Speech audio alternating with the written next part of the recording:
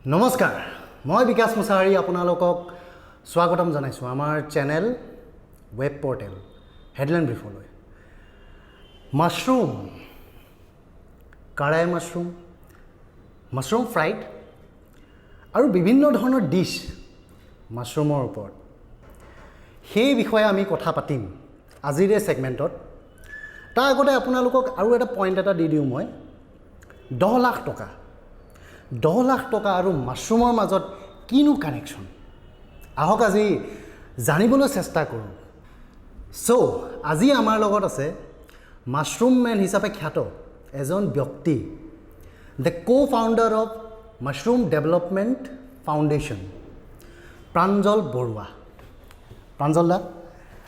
আপোনাক আমাৰ ষ্টুডিঅ'লৈ স্বাগতম জনাইছোঁ ধন্যবাদ আমি আৰম্ভ কৰোঁ আপোনাৰ জাৰ্নিৰ পৰা প্ৰথম আপোনাৰ মাছৰুমৰ লগত কানেকশ্যন কেনেধৰণে আৰম্ভ হৈছিল আপোনাৰ জাৰ্নিটো সেইটোৰ বিষয়ৰ পৰা আমি আৰম্ভ কৰোঁ 94 অ'কে অংকুৰজ্যোতি ক্লাব বুলি আমাৰ এটা ক্লাব আছিল আছে জোৰপুখুৰীত উজান বজাৰ গুৱাহাটী অ'কে তাতে আমাৰ বিজুদা বুলি মাতোঁ বিজুদাই মোক ঘপককৈ এদিন ক'লে আমি মানে মই তেতিয়া যদিও কলেজৰ পৰা মানে কাঠৰ বিজনেছ কৰি আছিলোঁ সেইখিনি সময়ত কিবা কাঠ চাঠ বন্ধ হৈছে কিবা হৈছে বোলে কি কৰোঁ বোলে মাছৰুমৰ বিজনেছ কৰ এইটো বঢ়িয়া বিজনেছ হয় নেকি that started the whole thing আচ্ছা এটা কুৱেশ্যন কাঠৰ বিজনেছৰ কথা ওলাল যেতিয়া কাঠ মানে আপুনি ছাপ্লাই দিছিল বা কেনেকুৱা ধৰণৰ বিজনেছটো আগতে কেনেকৈ ধৰণে কৰিছিলে কাঠৰ বিজনেছটো কাঠৰটো কাৰণ কাঠৰ বিজনেছটোৰো এটা ইনফেমাছ বিজনেছ আছে তাতো লিগেল আছে ইলিগেল আছে তাৰমানে কাঠৰ বিজনেছটোত আমি কেনেকৈ সোমালোঁ আমি আমাৰ লগৰ বহুত কেইজন সেইটো হ'ব 90 মানৰ কথা 1990 মানৰ কথা সেইখিনি সময়ত একদম আমি কিবা আৰু এনেকুৱা অসমীয়াগিৰি চ' অসমীয়াগিৰি তেতিয়াও আছিল 1990ত আছিল গতিকে একদম আমি ফাকুৱাত কিবা কিবি কৰি ঘূৰি ফুৰোঁতে এজন মাৰোৱাৰী সম্প্ৰদায়ৰ ব্যৱসায়ী মই কাৰো নাম নলওঁ আজি আৰু তেখেতৰ লগত কিবা এটা হ'ল অফিচত গৈ আমি অলপমান উৎপাত কৰিলোঁ কৰোঁতে মানুহজনে ক'লে তহঁতে এইবোৰে কৰিব পাৰিবি মই ঘটি লৈ আহিছিলোঁ কিন্তু মই এতিয়া শ্লিপাৰ কিং শ্লিপাৰ কিং তাৰপিছত শ্লিপাৰ কিং আমি সুধিলোঁ কি বস্তু শ্লিপাৰ কিং বোলে ৰেলৱে লাইনত যে শ্লিপাৰবোৰ যে দিয়ে তেতিয়া দিনত কাঠৰ শ্লিপাৰ দিছিল হা মই সেই ঘটি লৈ আহি এতিয়া মই শ্লিপাৰৰ কিং হা তেতিয়া আমাৰ গাত লাগিল বোলে আমি যেনেকৈ উৎপাতো কৰিব পাৰোঁ আমি তোক শ্লিপাৰৰ কিঙৰ পৰা নমাব পাৰোঁ আমি কিং হ'ব পাৰোঁ তাৰমানে অসমীয়া কিং তেতিয়া আমাৰ হাতত ইমান পইচা নাই আমি কলেজত পঢ়ি আছোঁ গতিকে আমাৰ সেইকেইটা লগ লাগি আমি 50টামান ল'ৰা লগ লাগি এটা কোঅপাৰেটিভ ছ'চাইটি বনাই সেই বছৰ আমি তাতকৈ 4,000 শ্লিপাৰ বেছি অৰ্ডাৰ কিনিলোঁ হা গতিকে সেনেকৈ কৈ কাঠৰ বিজনেছত এতিয়া কাঠৰ বিজনেছৰ পৰা আপুনি মাছৰুমৰ বিজনেছত কেনেকৈ মানে আগবাঢ়িল এতিয়া ধৰক 94ত যেতিয়া মই মাছৰুমৰ ক্ষেত্ৰত সোমাইছোঁ চামহাও মই 91 92ত বিশেষকৈ বহুত সময় জংঘলত থাকিলোঁ অপাৰেশ্যনছ মানে টিম্বাৰ অপাৰেশ্যন কৰিব সেই যে গছ পৰা শব্দটো শুনিছেনে গছ পৰা শব্দটো আৰামকৈ গছডাল যে পৰে চ' ডেট চাউণ্ড ৱাজ হণ্টিং মি ৰাতি মই সাৰ পাইছোঁ বহুত দিন হা ডেট ইজ ওৱান থিং আপুনি কেতিয়াবা শুনা পাইছিল শব্দটো মানে আমিতো গছ কাটোৱেই গছটো সেই শব্দটোৱে আপোনাক কৰিছিল গছডালৰ শব্দটোৱে যেন মোক ডিষ্টাৰ্ব কৰিছিল আৰু তাৰ পিছৰ পৰ্যায়ত কি হ'ল আমি যেতিয়া সেইটো আমাৰ লিগেল বিজনেছ আছিল সেইটো লৈ পেলাই বহুতে ইলিগেল কিবা কিবি কৰিলে কিন্তু তাৰপিছত দেখা পালোঁ গোটেই কাঠৰ বিজনেছ ইজ নট গুড এইটো বৰ ভাল বিজনেছ ভাল হয় কিছুমান হয়তো বৰ মানে মোৰ এনেকুৱা লাগে যে ছাফকেটিং ফিল কৰিলোঁ মই এইটোৰ পৰা ওলাই আহিব লাগে চ' ছামথিং গুড কিবা এটা ভাল কৰিব লাগে জীৱনত ডেট ৱাজ ভেৰি য়াং নহয় আই ৱাজ 94ত I was about 23 years old তো মই ডিচাইড কৰিলোঁ মাছৰুমটো কৰাৰ লগে লগে মোৰ মনটো বিৰাট ভাল লাগিল চান্দি সাধনা আশ্ৰমত শিকিব গ'লোঁ তাতে শিকালে তাৰপিছত মই মাছৰুম কৰিলোঁ গুৱাহাটীত ডাঙৰ হোৱা ল'ৰা গতিকে জীৱনত এটা পুলি ৰুই পেলাই অভিজ্ঞতা নাছিল তাৰমানে কেতিয়াও নাজানো তাৰমানে যে সেই আনন্দটো কি গাৰ্ডেনিং বা কিবা সেনেকুৱা নাছিল মই প্ৰায় ধৰক 3 বছৰমান বৰ্ডিঙত আছিলোঁ তাৰপিছত আহি পেলাই সেইবোৰ আমাৰ সময়টো আন্দোলন চান্দোলন কিবা কিবি বেছিভাগ সময়তে মানে অদৰকাৰী কথাত so called politics absolutely useless কথা কিছুমানত মানে absolutely মানে useless কথাবোৰ ঠিক কিন্তু ৰাস্তাটো ভুল ওয়েবোৰ হৈ আছে ৰাস্তাবোৰ সম্পূৰ্ণ ভুল আজিও কৰি আছে মানুহবোৰে এনেকৈ ৰাস্তাত গৈ হাল্লা কৰি দেশ এখন উদ্ধাৰ কেতিয়াও নহয় মানে ৰিভলিউশ্যন বুলি ক'ব গ'লে যদি আপুনি পৃথিৱীৰ হিষ্ট্ৰী চাই খুব কম ৰিভলিউশ্যন ছাকচেছফুল হৈছে এটাই ফিউডেল কাষ্টৰ যিটো কিউবান সেইটো এটা অলপ তাৰ পৰা শিকিবলগীয়া কথা কিছুমান আছে কিন্তু তাৰপিছত আজিটোতো বৰ ডেঞ্জাৰাছ কথা নহয় এতিয়া মাছৰুমত সেনেকৈ সোমালোঁ আৰু যিহেতু মই কমাৰ্চ ষ্টুডেণ্ট ইকনমিক্স মোৰ এটা খুব ভাল পোৱা ছাবজেক্ট বা খেলি বৰ ভাল লাগে বা কিছুমান বস্তু আৰ.এন. ডেকা ছাৰে বঢ়িয়া কথা কিছুমান শিকাইছিল এই মাছৰুমটোত এটা বস্তু গম পালোঁ যে পৃথিৱীৰ উন্নত যিবোৰ দেশ আছে ডেভেলপ দেশ এইবোৰত 10জন মানুহৰ ভিতৰত 7জন মানুহে মাছৰুম খায় আৰু মাহে এজন মানুহে প্ৰায় 2 কেজি মাছৰুম খায় 2 KG monthly okay that's a good fact okay গতিকে এই পাৰ্টিকুলাৰ কথাটো জনাৰ লগে লগে কিন্তু তেওঁলোকৰ তাত এজন আনস্কিল লেবাৰ যেনেকৈ হাজিৰা কৰা মানুহ এজন যাৰ কোনো তেনেকুৱা টেৰিফিক স্কিল নাই সেনেকুৱা মানুহ এজনক ঘণ্টাত 350 টকা তেখেতৰ হাজিৰা আছিল সেইটো সময় 95ত মই আহাৰ নাই সেইটো গম পাওঁতে মই চোঁ হাৰে আৰু তাৰপিছত মাছৰুমটো এটা লেবাৰ ইণ্টেনচিফাইড ইণ্ডাষ্ট্ৰী আৰু মাছৰুমৰ চবতকৈ ডাঙৰ কথাটো হৈছে যে চিঙাৰ কম সময় কিমান চেল্ফ লাইফটো বিৰাট কম গতিকে চিঙাৰ লগে লগে বহুত লেবাৰ লাগে আৰু সেই ইমিডিয়েটলি তাক কিবা কৰি হয় বিক্ৰী কৰি প্ৰচেছ কৰি কিবা কৰি ওলাই দিব লাগে তাৰমানে সেই চেল্ফ লাইফটো কম ডিউৰেশ্যন সেইটো চেলেঞ্জ চ' সেইকাৰণে লেবাৰ ইণ্টেনচিফিকেশ্যনৰ কাৰণে পাশ্চাত্য দেশবোৰ ডেভেলপ দেশবোৰে ভাৰতবৰ্ষক টেকন'লজি ট্ৰান্সফাৰ কৰিবলৈ আহিছিল তেতিয়া মই সেই দিল্লীলৈ ওলাই গৈ সেই কথাবোৰ বুজি পালোঁ দেখা পালোঁ তাৰপিছত মই চোলানত হিমাচল প্ৰদেশত এতিয়া director of mushroom research ICAR আণ্ডাৰত আছে তাতে মই শিকিলোঁ ছাত্তিছাৰৰ পিছত তাৰপিছত মই RRL সন্মুখত তেতিয়া RRL আছে এতিয়া নিচ যোৰহাট তাৰে সন্মুখত এটা লেবৰেটৰী আৰম্ভ কৰিলোঁ গোটেই প্ৰথমতে উত্তৰ ভাৰত নৰ্থ ইণ্ডিয়াত কেইবাখনো ষ্টেটত ঠিকছে ঘূৰিলোঁ মোৰ ট্ৰেইনিং চোলানত লোৱাৰ পিছত ঘূৰি পেলাই কৃষকসকলৰ লগত বজাৰৰ লগত যিখিনি ইনফৰমেশ্যন ল'ব লাগে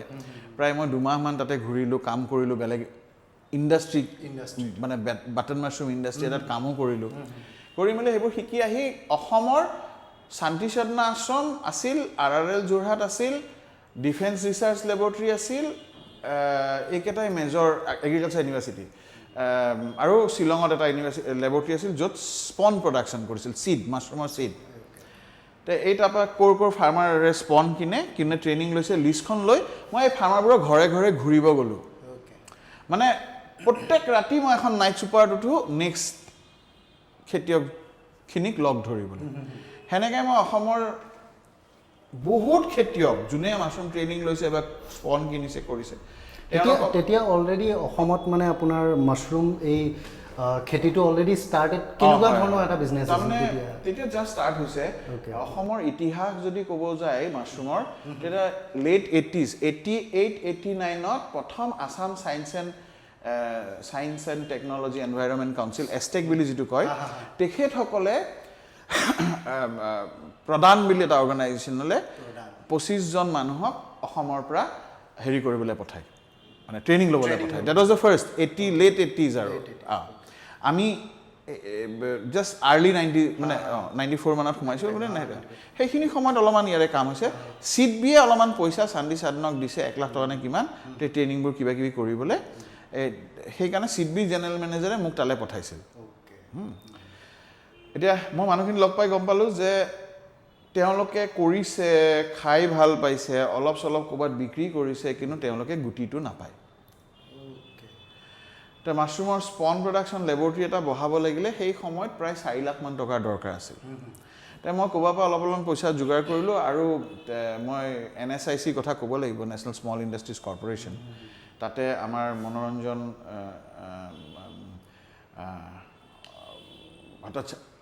অৰ্ণৱ কি আমাৰ হেৰি যে আছে অৰ্ণৱ গোস্বামী মনোৰঞ্জন গোস্বামী মানে অৰ্ণৱৰ দেউতাক। আচ্ছা অৰ্ণৱৰ গোস্বামী। গতিকে গোস্বামী ছাৰ আছিল, কৰ্ণেল মনোৰঞ্জন গোস্বামী। তো মই সোমাই গৈ ক'লোঁ যে ছাৰ মই মাছৰুমৰ স্পন লেবৰেটৰী এটা খুলিব খুজিছোঁ। তেখেতে ক'লে যে দিলে, কিন্তু সেইটো এটা মানে বিৰাট ডাঙৰ হেৰি গলগ্ৰহ এটা সেই লোনটো তাৰমানে সেইটো প্ৰায় 25 তেতিয়া সময়ত এই মেচিনাৰী লোনটোৱে প্ৰায় 25% মান খায় গতিকে সেইটো হায়াৰ পাৰ্চেজ বুলি এটা আছিল। যিয়ে নহওক হোৱাটএভাৰ ইট ইজ, ঈশ্বৰৰ কৃপাত সেই লোনটো লৈ পেলাই আৰম্ভ কৰিলোঁ 2095ত। 5 বছৰৰ লোন আছিল। 2000 চনত মাৰি দিলোঁ। মাৰাটো কেনেকৈ মাৰিলোঁ, তাৰমানে মই 95ত যোৰহাটত লেবৰেটৰী আৰম্ভ কৰিলোঁ। 98ত মই ৰাণীত এখন কমাৰ্চিয়েল ফাৰ্ম আৰম্ভ কৰিলোঁ আৰু 2000 চনত মই তেওঁলোকৰ 2,45,000 লোন লৈছিলোঁ, কিন্তু মানে হেৰিয়ে হৈছিল 90,000, তাৰমানে ডিফল্ট পে'মেণ্ট। তাৰমানে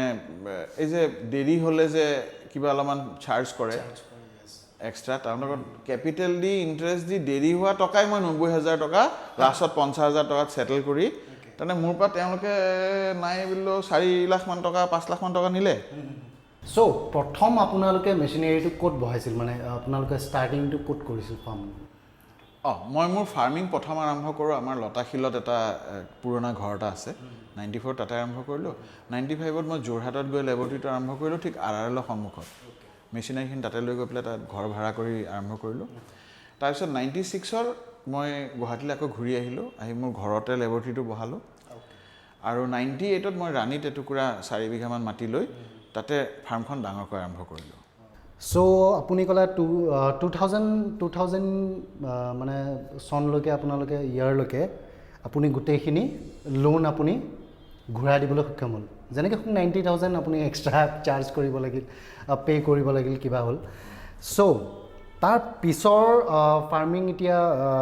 তেতিয়ালৈকে অসমত কেনেকুৱা ধৰণৰ আগবাঢ়িছিল? আপুনিতো ধৰক আছেই, আপোনাৰ কলিগ কিছুমানক বা তেনেকুৱা মানে বিজনেছ মেট যাক কয়, ফ্ৰেণ্ডছ, বিজনেছ ফ্ৰেণ্ডছ, তেনেকুৱা কোনোবা আৰু ওলাইছিল নে অসমত? আপোনাক মই কওঁ, মই যোনদিনাখন ডিচাইড কৰিছোঁ যে মই মাছৰুমৰ ফাৰ্মিং কৰোঁ, সেইদিনাখন 95ত যে মই মাছৰুমৰ ফাৰ্মিং কৰিম, কাৰণ ইকনমি আৰু 2 নম্বৰ এইটো ফাণ্টাষ্টিক ফুড। যদিও 94ত আৰম্ভ কৰিছোঁ, কিন্তু মই 98তহে ডাঙৰকৈ মাছৰুমৰ ফাৰ্মখন আৰম্ভ কৰিছোঁ। আৰু সেই সময়খিনিত মোৰ আগত মই কেইবাখনো ডাঙৰ ফাৰ্ম দেখা পাইছোঁ, ডাঙৰ ফাৰ্ম। আৰু মই যেতিয়া চোলানৰ পৰা ঘূৰি আহিলোঁ, মই চোলানতে ঘূৰি সীমিত নহয়, মই গোটেই উত্তৰ মানে নৰ্থ ইণ্ডিয়াখন ঘূৰি মেলি চাই, তেতিয়া মই আহি পেলাই তেওঁলোকৰ ফাৰ্মবোৰ দেখা পাই, আৰু মই যিমান পঢ়া শুনা কৰিলোঁ, মই কমাৰ্চৰ ষ্টুডেণ্ট, গতিকে মোৰ বটেনী, বায়'লজি, লাইফ ছায়েন্স এইবোৰৰ ওপৰত মই যথেষ্ট পঢ়া শুনা কৰিব লগা হ'ল। কৰাৰ পিছত মই কিন্তু সেই ফাৰ্মবোৰ গৈ পেলাই তেওঁলোকক কৈছোঁ যে এই বস্তুটো এনেকুৱা নহয়, এইটো বস্তু এনেকুৱা, তাহাঁতে আৰু ডাঙৰ কৰিছে। মই কৈছোঁ এনেকৈ ডাঙৰ নকৰে বিকজ অফ, কিন্তু আল্টিমেটলি তেওঁলোকৰ কিছুমান প্ৰব্লেম হ'ল। চ' মই মোৰ 98ত মানে মই যেতিয়ালৈকে ভালদৰে বুজি পোৱা নাছিলোঁ যে ইনভেষ্টমেণ্টটো কেনেকৈ কৰিম ফাৰ্মখনৰ, তেতিয়ালৈকে মই নিজে আৰম্ভ কৰা নাছিলোঁ। আৰু 94ত মই বুজি পাইছোঁ, 94ত আৰম্ভ কৰিছোঁ, 98ত মই বুজি পাইছোঁ, তেতিয়া মই ইনভেষ্টমেণ্ট কৰিছোঁ ফাৰ্মত। আৰু 2003-04ৰ ভিতৰত তাৰমানে 98ৰ পৰা 96ৰ পৰা মই স্পন বিক্ৰী কৰিছোঁ অকল, চিড। তাৰপিছত মই 98ৰ পৰা মাছৰুম প্ৰডাকশ্যন কৰি পেলাই 2003-04ত মই সেই তাহাঁতৰ পইচা মাৰি দিছোঁ। আৰু 30 লাখ টকাৰ ওপৰত মই বিজনেছ কৰিছোঁ। তেতিয়া মই দেখা পাইছোঁ যে ইয়াৰ go to the market, তাৰমানে বজাৰত যাব পৰা যিটো ব্যৱস্থা, সেইটো ৱাইড অ'পেন। মাছৰুম বস্তুটো it's like virgin, it's there. আপুনি প্ৰডিউচ কৰক আৰু মানুহক খাবলৈ দিয়ক, সেই মানুহজন আহিব আপোনাৰ তাত ঘূৰি। চ' ইটছ এ ফাণ্টাষ্টিক ফুড। গতিকে ইয়াৰ কাৰণে মানে বজাৰৰ কোনো লিমিটেশ্যন নাই। এতিয়া মোৰ তাত কি এজ এ এণ্টাৰপ্ৰেনাৰ মোৰ কিমান কেপাচিটি আছে মাছৰুম প্ৰডিউচ কৰিবলৈ আৰু মই কিমান বিক্ৰী কৰিব পাৰোঁ, সেইটো মোৰ ওপৰত কথা, প্ৰত্যেকজন এণ্টাৰপ্ৰেনাৰৰ ওপৰত কথা। চ' আমি জনামতে আপুনি 2004ত মাছৰুম ডেভেলপমেণ্ট ফাউণ্ডেশ্যন গ্ৰুপত যিটো ফাউণ্ডেশ্যন হয় সেইটোত আপুনি ফুল্লি আপুনি লাগি গ'ল। চ' এই চেঞ্জেছটো কেনেকৈ আহিল সেইখিনিৰ পৰা আৰম্ভ কৰোঁ আমি। চেঞ্জেছটো কেনেকৈ আহিল, আপুনি অশোকা ফেল'শ্বিপ পালে, সেইখিনিৰ পৰা ষ্টাৰ্ট কৰোঁ। তাৰমানে মানুহ এজনৰ চবতকৈ ডাঙৰ শক্তি হৈছে নলেজ। আমি যেনেকৈ জ্ঞান আহৰণ কৰিম আৰু জ্ঞান আহৰণ কৰা মাধ্যমটোৱে মানুহ এজনৰ কেৰেক্টাৰ আৰু মানুহ এজনৰ কৰ্মৰ নিৰ্ধাৰণ কৰে, নহয় জানো? গতিকে চাকৈ আমি যিখন স্কুল কলেজত পঢ়ি আহিছিলোঁ, সেই স্কুল কলেজ বা আমাৰ যিটো ছ'চাইটি সমাজ, যিটো আমাৰ এডুকেশ্যন ছিষ্টেম, য'ৰ পৰা আমি শিক্ষাবোৰ লৈ আছিলোঁ, সেই শিক্ষাবোৰে ঠিক গতিটো বিজনেছ বুলি ক'লে তাৰমানে পইচা ইনকাম কৰিব লাগে, এনেকুৱা ধৰণৰ। আৰু আমাৰ যদিও আধ্যাত্মিকভাৱে কোৱা যায় যে ছাৰ্ভিচ কিবা কিবি, কিন্তু আমি অলপমান কনফিউজ, মই কনফিউজ আছিলোঁ, হয়তো কিছুমান মানুহে বুজি পায়, মই বুজি পোৱা নাছিলোঁ। কিন্তু যেতিয়া মই অশোকা ফেল'শ্বিপ পালোঁ, তেতিয়া মই দেখা পালোঁ ছ'চিয়েল এণ্টাৰপ্ৰেনাৰশ্বিপ কি বস্তু। বিল ৰাইটনে ছ'চিয়েল এণ্টাৰপ্ৰেনাৰশ্বিপ বুলি কওঁতে কৈছিল যে প্ৰথমতে ইট শ্বুড বি ইন'ভেটিভ, তাৰমানে ষ্ট্ৰাকচাৰেল গোটেই বস্তুটো এটা ছায়েন্স বিহাইণ্ড, নহয়? ছায়েন্সটো বিৰাট ইম্পৰ্টেণ্ট, যে আমি কিবা এটা বস্তু কৰিব লাগিলে সেইটো কিয় কৰিছোঁ, সেইটোৰ কি ইম্পৰ্টেঞ্চ, সেইটো কেনেকৈ কৰিলে চবতকৈ ভালদৰে কৰিব পাৰিম, সস্তা হ'ব, সহজ হ'ব, চবেই মোৰ পিপল কেন পাৰ্টিচিপেট। চ' এই ছায়েন্সটো তেখেতে খুব সুন্দৰকৈ বুজাই দিছে। যে প্ৰথম কথা তেখেতে কৈছে যে ইট শ্বুড বি ইন'ভেটিভ, নতুনত্ব থাকিব লাগিব আইডিয়া এটা ছল্ভ কৰিব লাগিলে, বিজনেছ এটা কৰিব লাগিলে। 2 নম্বৰ কথা তেখেতে কৈছে যে it should have a social impact, social impact থাকিব লাগিব। ধৰক মই ইন'ভেটিভ বুলি কৈ দিয়াৰ লগে লগে মই এটা সৰু এক্সাম্পল দিছোঁ। আমাৰ ইন'ভেশ্যনটো কি হৈছে যে আমি মাছৰুমটো কেনেকৈ খুৱাম মানুহক। মাছৰুমটো খুৱাব লাগিলে চব মানুহে নাৰিকলৰ লাড়ু খায়। নাৰিকলৰ লাড়ু এটা চাকৈ গোটেই ভাৰতবৰ্ষত য'ত নাৰিকল হয় তাতে এইটো এটা কমন ফুড, নাৰিকলৰ লাড়ু, চিম্পল ফুড। আমি নাৰিকলৰ লাড়ুটোক কাহিনী বনাব পাৰোঁ নেকি? কেন উই মেক ষ্টৰিজ আউট অফ নাৰিকলৰ লাড়ু? চ' নাৰিকলৰ লাড়ু আমি কাহিনী বনাব পাৰোঁ নেকি? তেতিয়া আমি কি কৰিলোঁ, আমাৰ এটা নাৰিকলৰ লাড়ুত বিটৰ পৰা ৰস দিয়া গ'ল, পালেঙৰ পৰা ৰস দিয়া গ'ল, গাজৰৰ পৰা ৰস দিয়া গ'ল, গতিকে কালাৰ্ড হৈ গ'ল। 1 নম্বৰটো কালাৰ্ড হ'ল। 2 নম্বৰ আমি কি কৰিলোঁ, মাছৰুমৰ মুৰাব্বা বনালোঁ। মুৰাব্বা মানে সেই চেনিত ৰসত কৰি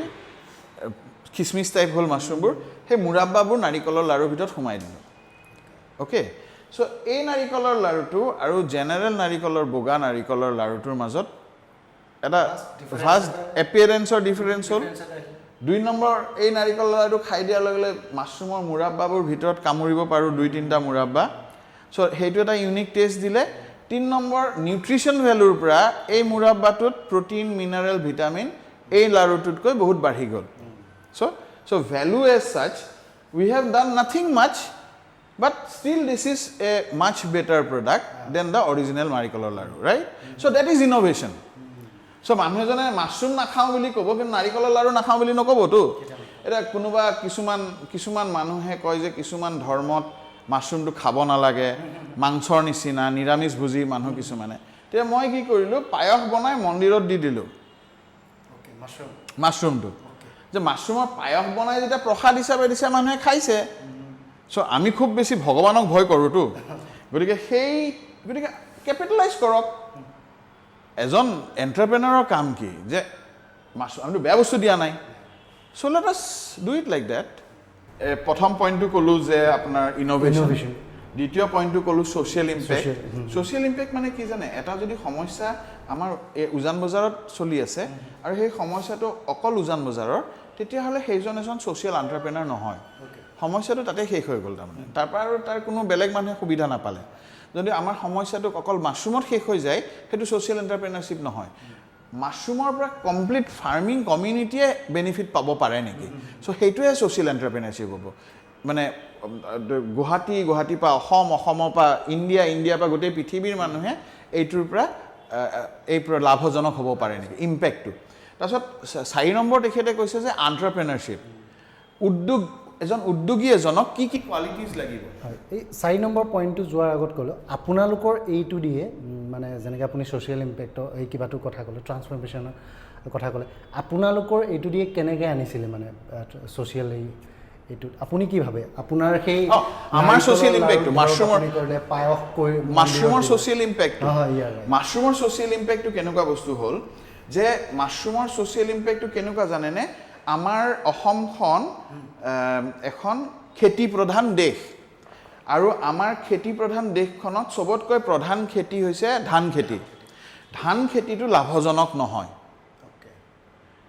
গতিকে ধান খেতিৰ পৰা যিখিনি পেলনীয়া অংশ আছে সেই খেৰটো আমি কি কৰিছোঁ খেৰটো ফাৰ্মাৰজনে বিক্ৰী কৰি দিব পাৰে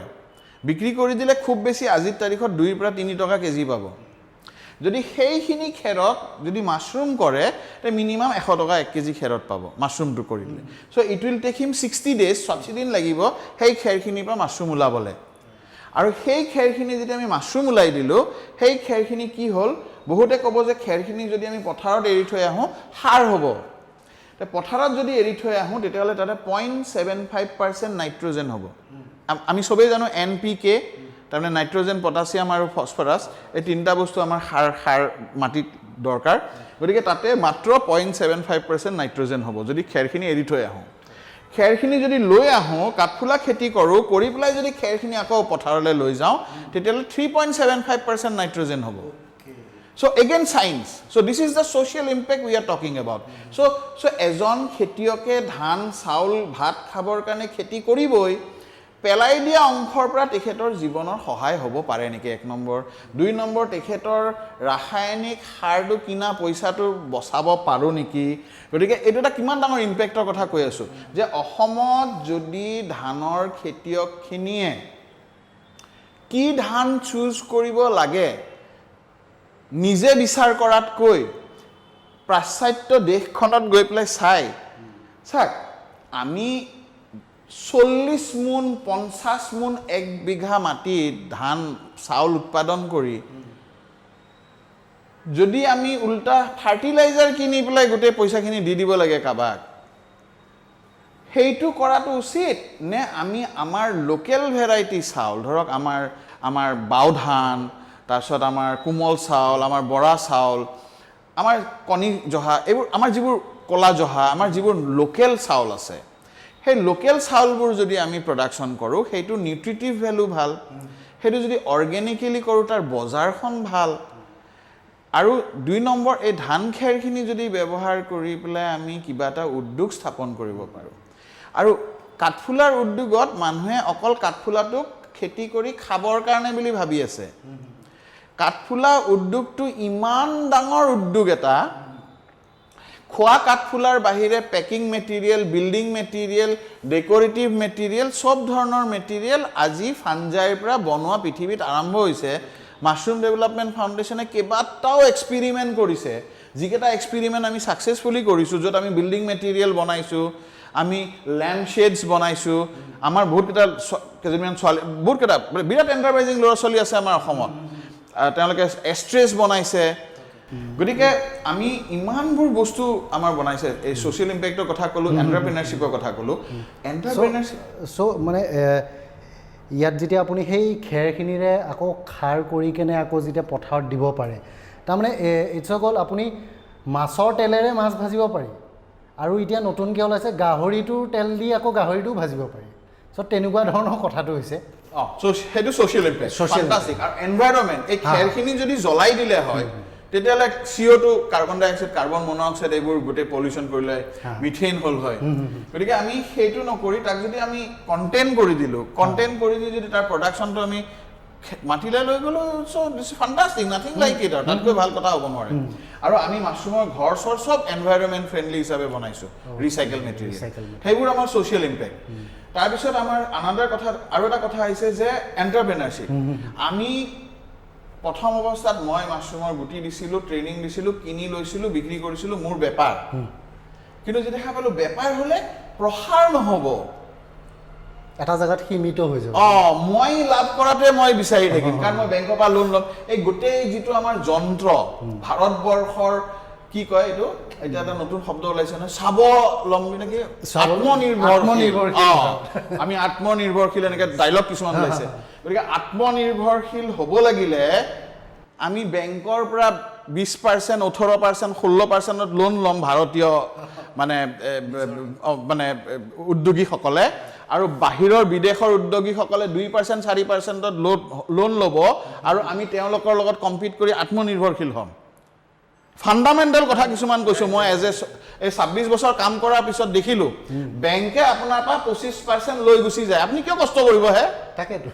চব বিজয় মালিয়া হ'ব লাগে এইখন দেশত, নিয়ম মতে হ'ব, মানে হ'বই, কাৰণ যন্ত্ৰটো এনেকুৱা, ছিষ্টেমটো এনেকুৱা,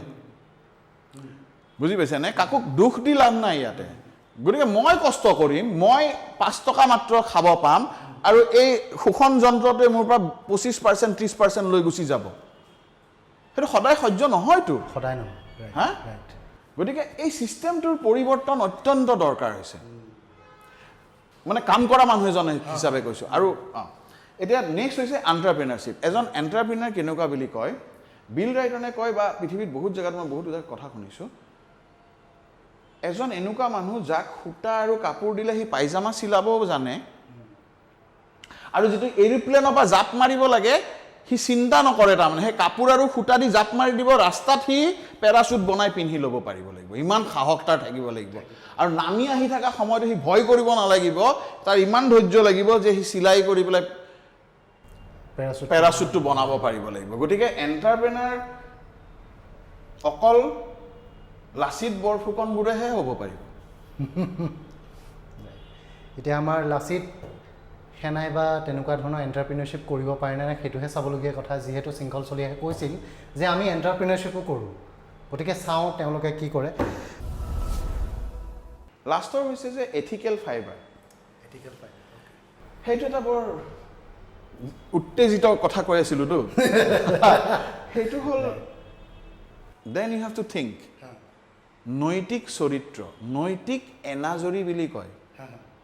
নৈতিকতাও নহয়, নৈতিকতাৰ লগত লাগি থাকে এডাল পাতলা সূতা। সেই সূতাডাল ছিঙি গ'লেই কিন্তু আপুনি সামাজিক উদ্যোগী নহয়। আৰু আমি মহাপুৰুষক মহাপুৰুষ বুলি কিয় কওঁ? আমাৰ শংকৰদেৱক মহাপুৰুষ বুলি কি কওঁ? তেখেতৰ ethical fibre is very strong. তেখেতৰ গোটেই 100 কিমান বছৰ জীৱনকালত এনাজৰীডাল সেনেকেই থাকি গ'ল। গতিকে আমি এজন সামাজিক উদ্যোগী বুলি ক'ব গ'লে আমাৰ কোনো সময়তে নৈতিক চৰিত্ৰ লৰচৰ হ'ব নোৱাৰে। এণ্ড উই শুড বি, মানে মই নিজৰ ওপৰত মানে নিজকে উত্তৰ দিব লাগিব, নহয় বেলেগৰ কথা লৈ কথা নাই। বেলেগেতো বহুত কিবা কিবি কথা কৈ থাকিব, তাৰ নিজৰ মতলবত কথা কৈ থাকিব, কিন্তু মই কেতিয়াবা নৈতিক চৰিত্ৰত আঘাত পাইছোঁ নেকি, বা মই কিবা কৰিছোঁ নেকি? চ' এই 4টা quality is very important for a social entrepreneur. So' ইমান সময় আমি গম পালোঁ যে ছ'চিয়েল এণ্টাৰপ্ৰেনাৰ কেনেকৈ বনে। এতিয়া প্ৰশ্নটো হ'ল, মই ছেগমেণ্টৰ প্ৰথমতে কৈছিলোঁ 10 লাখ টকাৰ কথা, কিন্তু এতিয়া আমি জানিবলৈ চেষ্টা কৰোঁ যে 10 লাখ টকা আৰু এই মাছৰুমৰ মাজৰ কানেকশ্যনটো কি। বৰ্তমান অসমক জ্বলাই আছে 10 লাখ টকা ঘোচৰ কথাই। SIৰ যিটো এক্সামৰ স্কেম হ'ল সেই কথাই বহুত জ্বলাইছে। সেই 10 লাখ টকাই একেখিনি টকাই বেলেগক ঘোচ দিয়াতকৈ আপুনি নিজে ইউজ কৰি কেনেকৈ ধৰণে লাভান্বিত হ'লৈ, এইটোৰ কানেকশ্যন আমাৰ মাছৰুম ইণ্ডাষ্ট্ৰীৰ লগত বা মাছৰুম ফাৰ্মিঙৰ লগত কি সম্পৰ্ক আছে, আমাৰ অতিথিৰ পৰা জানোৱা হ'ল। চ' এই 10 লাখ টকা আৰু এই মাছৰুমৰ মাজৰ কানেকশ্যনটো ক'ত? মই অকণমান আপোনাৰ প্ৰশ্নটো পোনপটীয়াভাৱে নকৈ মই সম্পূৰ্ণ চিধাচিধিভাৱে যিজন মানুহে 10 লাখ টকা দিছে, যিজন মানুহে 10 লাখ টকা লৈছে, আৰু এই গোটেই 10 লাখ টকা দিয়া নিদিয়া এই মানসিকতাবোৰ হয়তো যোনটো ল'ৰাই দিছে তাৰ মাক বাপেকে ক'ৰবাৰ পৰা যোগাৰ কৰি দিছে তাৰমানে এটা বিশাল কথা এটা হৈছে হা চবেই কিয় ইমান সহজ ৰাস্তা অৱলম্বন কৰাটো ইমান সহজে লৈছে তাৰমানে এই অপৰাধ কৰিবলৈ এই নৈতিক চৰিত্ৰ যিটো নৈতিক এনাৰ্জিৰ কথা কৈছে এজন সামাজিক উদ্যোগ গুৰুজনাই তেতিয়াই কৈ গৈছে গতিকে এই কথাবোৰ কিয় আমি গুৰুত্ব দিয়া নাই এইবোৰ বস্তু দৰকাৰী কথা নহয় নেকি তাৰমানে যদি মানে যিকোনো বস্তু আমি ছাকচেছফুল হ'ব লাগে তেতিয়াহ'লে মই সদায় গাঁওবোৰত যেতিয়া যাওঁ বা তেওঁলোকৰ পৰা যিটো মই শিকিছোঁ মই শিকি পেলাইহে কথাবোৰ কৈছোঁ যে দুটা মই সদায় ইম্পৰ্টেণ্ট কথা বুলি কওঁ মানুহজনে যিকোনো কাম কৰিব লাগিলে এটা হ'ল সাহস আৰু এটা হ'ল ধৈৰ্য এতিয়া সাহসটো বেয়া কাম কৰিবলৈও আহিব পাৰে সাহসটো ভাল কাম কৰিবলৈ আহিব পাৰে আৰু ধৈৰ্য বস্তুটো এতিয়া মই ফিল কৰিছোঁ আমি মানসিক আৰু শাৰীৰিকভাৱে দুৰ্বল যেতিয়া আমি কওঁ যে আমি ভাৰতীয় আমি অসমীয়া এতিয়া আমি যদি অসমীয়া আমি যদি ভাৰতীয় আমি খাদ্য তালিকা পুষ্টিকৰ খাদ্য তালিকা তাৰমানে আমি যদি ভাল খাদ্য খাওঁ তেহে আমি শক্তিশালী হ'ম ভাল খাদ্য বুলি ক'লে নিউট্ৰিচিয়াছ ফুড বুলি ক'লে আমি কি খাব লাগে তাৰমানে আমি এটা আমাৰ অশোকাৰ এটা আমি হেৰি কৰিছিলোঁ ষ্টাডি এটা কৰিছিলোঁ সমীক্ষা এটা কৰিছিলোঁ তাতে দেখা পাইছিলোঁ যে আমি 4 লাখমান মানুহৰ এটা ষ্টাডি আছিল গোটেই ভাৰতবৰ্ষত আমাৰ বহুত ফেলো আছে চবেই মিলি কৰিছে প্ৰায় ধনী মানুহৰ মাজত 11% মানুহ মালনুৰিছ তাৰমানে তেওঁলোকে কি খাব লাগে নাজানে বা কেনেকৈ খাব ইগনৰেণ্ট আমি জানিব চেষ্টা কৰিলোঁ কিয় 96% of Indians are ignorant of food value তাৰমানে আমি কি খাব লাগে আমাৰ শৰীৰটো কেনেকৈ শক্তিশালী কৰিব লাগে সেইটো বিষয়ে আমি নাজানো আমি এজন মানুহে মিনিমাম এদিনত এজন মতা মানুহে 60 গ্ৰাম প্ৰটিন খাব লাগে যিজন মানুহ এনেকৈ বহি থাকোঁ খেতি কৰা মানুহ এজনে বহুত গ্ৰাম প্ৰটিন খাব লাগিব কষ্ট কৰে নহয় সেইটো হ'ল শাৰীৰিক গতিকে গাত জোৰ থাকিলে মানুহটোৰ সাহস থাকিব যে মই যিকোনো কাম কৰি খাব পাৰিম কাকো পইচা দি চুৰ দগাবাজি কৰি নাখাওঁ গতিকে শক্তি লাগিব নহয় সেইটো কৰিব লাগিলে 2 নম্বৰ আমি ৰাতিপুৱা উঠি পেলাই কাগজখন খুলিলে কি দেখা পাম ৰেপ হ'ল ই পইচা খালে ই কমুক কৰিলে মানে বেয়াই বেয়া নেগেটিভে নেগেটিভ টিভি চেনেলটো চাওক ফ্ৰণ্টে চব নেগেটিভ গতিকে আমাৰ মগজত এই চাৰিওফালৰ পৰা যিবোৰ ইনফৰমেশ্যন আমি ৰাতিপুৱাৰ পৰা ফিড ইন কৰোঁ ব্ৰেইনত আমি যিটো food for the brain all are negative information huge negative impact আমাৰ মগজত সোমায় গতিকে আমি খাওঁ কাৰ্বহাইড্ৰেটছ কোনো প্ৰটিন নিউট্ৰিয়েণ্টৰ কথা নাই তাতে আৰু উঠি পেলাই খবৰা কাগজ আৰু নিউজ পেপাৰত বা মানে আপোনাৰ টিভিত নেগেটিভ দেখা পাওঁ চব চ' তেতিয়া আমি 10 লাখ 20 লাখ 30 লাখ টকা এটা SI চাকৰি বা কিবা চাকৰিৰ কাৰণে দিয়াটো ডাঙৰ কথা নহয় কাৰণ আমি পইচাটো দিছোঁ তাৰপৰা আমি কামাম আকৌ কাৰোবাক ধৰিম এই পইচা দে কাৰণ আমি দুৰ্বল মানুহ নহয় আমি শাৰীৰিকভাৱেও সম্বল মানুহ নহয় আৰু মানসিকভাৱেও আমাক টিভি চেনেলকেইটা হাল্লা কৰি আছে হা তাহাঁতে দেখোন গোটেই বেয়া বেয়া কথাবোৰ দেখাই থাকে প্ৰথম কথা হা গতিকে এই বস্তুবোৰ আমি কিয় চেঞ্জ নকৰিম সেই মাক বাপেকে কিয় দিছে 10 লাখ টকা এটা চাকৰিত ঘোষ পুতেকে ঘোষ কৰি আহিব মই সেইদিনাখন মানুহ এজনক কথা কৈ আছে পুতেক চুতেক চব বহি আছে পৰিয়ালৰ চব মানে পইচা খামেইটো কিয় নাখাম চৰকাৰী অফিচাৰ মই খামেই পইচা সি যদি 8 লাখ টকাৰ বিল ওলাব হা সি যদি চেয়াৰমেনক 20,000 টকা দিব পাৰে মোক কিয় সি 20,000 টকা নিদিব আৰে যদি সেই মানুহটোৱে চবকে 20,000 টকা দিয়ে সি যিটো কাৰণে কণ্ট্ৰেক্ট কৰিছে সি কিয় সেইটো কণ্ট্ৰেক্ট কৰিব চ' অভাৱটো ক'ত আছে কাৰ তাত আছে মই ভাবিছোঁ অভাৱটো আমাৰ এডুকেশ্যন ছিষ্টেমটোতো আছেই দ্বিতীয়টো কথা হৈছে যে আমাৰ হাতত জোৰ নাই আমাৰ শৰীৰত জোৰ নাই কনফিডেন্স নাই যে আমি ভাল বস্তু ৰাতিপুৱা উঠি মানসিকভাৱে দেখা নাপাওঁ এটা প্ৰটিন যদি খুৱাব লাগে আমাৰ 4 কোটি মানুহক আপুনি 4 কোটি মানুহক কষ্ট নকৰা সব মানুহ মিলি ধৰক ডেইলি 100 গ্ৰাম প্ৰটিন লাগে তে 4 কোটি ইনটু 100 গ্ৰাম 40 লাখ কেজি মান প্ৰটিন আমাক উত্তৰ পূৰ্বাঞ্চলত ডেইলি লাগে তে আমি 40 লাখ কেজি প্ৰটিন ডেইলি উৎপাদন কৰিবলৈ আমাক পানী কিমান লাগিব প্ৰশ্নৰ উত্তৰবোৰ হেনেকে হ'বতো এজন মানুহে যদি পলিচি বনায় চৰকাৰৰ মানুহবোৰক কিয় বহাইছো যে তেওঁলোকে এই পলিচিবোৰ বনাব লাগিব নহয় যে পানী ইমান লাগিব পানী যদি ইমান লাগে আমি এজনী গৰু ৰাখিলে কিমান পানী লাগিব গাখীৰৰ পৰা প্ৰটিন পাব লাগিলে এটা গাহৰি উৎপাদন কৰিলে কিমান পানী লাগিব এটা মুৰ্গী কৰিলে কিমান পানী লাগিব মাছৰুম কৰিলে কিমান পানী লাগিব চাইনাই হে 70জতে কৰিছে এই অংকখিনি তে পলিচি মেকাৰ্ছবোৰে যদি অংক নকৰে পলিচি মেকাৰ্ছবোৰে যদি চিন্তা নকৰে তেতিয়াহ'লে পলিচি মেকাৰ্ছবোৰে ছুটি লওক বানানা ৰিপাব্লিক কৰি দিয়ক ভাৰতবৰ্ষখন যাৰে যি মন যায় এইটো ৱাৰ লৰ্ড সেইটো ৱাৰ লৰ্ড হয় নহয় হা মানে 2-4 জন ডাঙৰ ডাঙৰ পুঁজিপতিয়ে খোৱাতকৈ খাক আৰু কেজন মানে হা উজান বজাৰত অমুক দাদা সি কেইখন দেশ কৰি দিয়ক খুলি দিয়ক নিজৰ মাজত কাজিয়া কৰি থাকে এনেকে যদি দেশ চলাই থাকে যে ভাৰতবৰ্ষক আজি স্বাধীন হোৱা ইমান দিন হ'ল বেসিক প্ৰটিনটোৱে যদি আমি খাবলৈ নাপাওঁ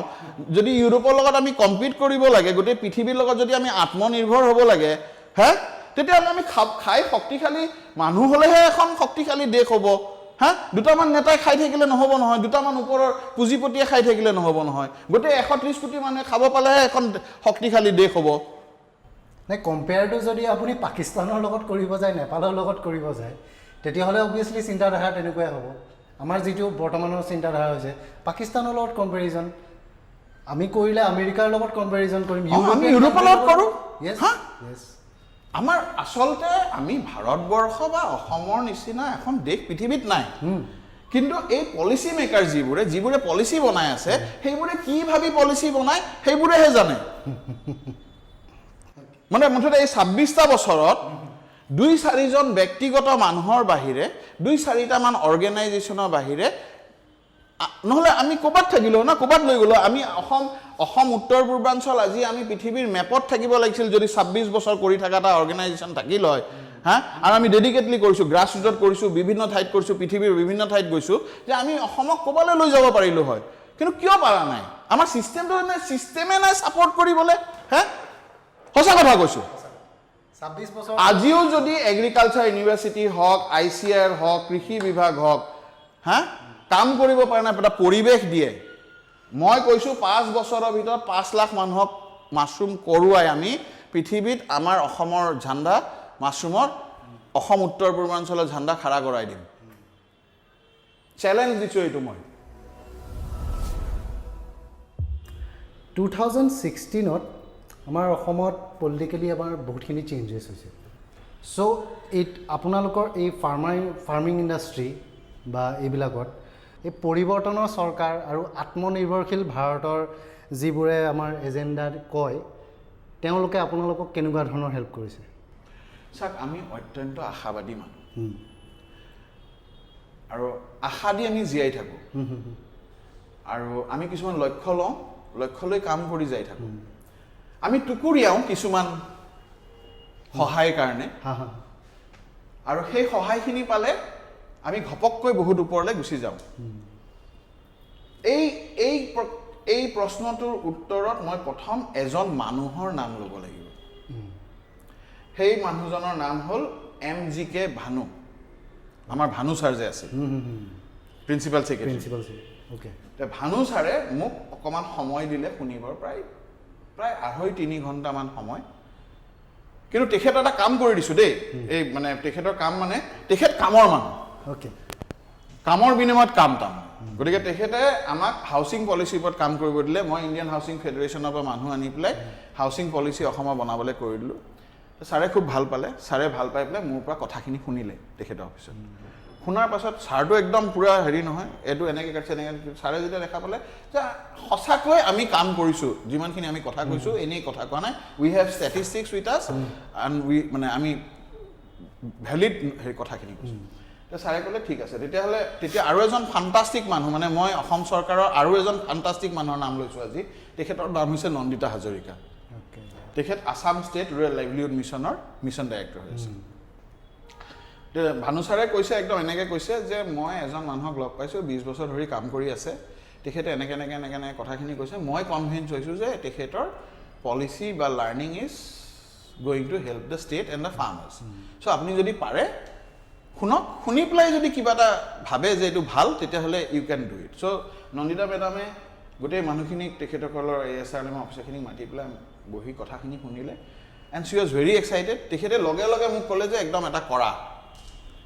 মই কৈছোঁ যে বাইদেউ আমি এইখিনি লাৰ্ণিং কিন্তু এইটো এটা সৰু পাইলট কৰি চাব লাগিব then we can think of আমি বহুতখিনি ভুল ভাল হ'ব তাতে আমি শুদ্ধ কৰি এইটো ডু ইট বাইদেউটো লগে লগে কৰিব দিলে কিন্তু আল্টিমেটলি মানে এটা গ্ল'বেল টেণ্ডাৰ এটা হ'ল আমি ৰেডি নাছিলোঁ কিন্তু ইভেঞ্চুৱেলি আমি গ্ল'বেল টেণ্ডাৰৰ কাৰণে ৰেডি হৈ পাৰ্টিচিপেট কৰিলোঁ ছাৰ মোৰ কথাটো হৈছে যে কাকো আপুনি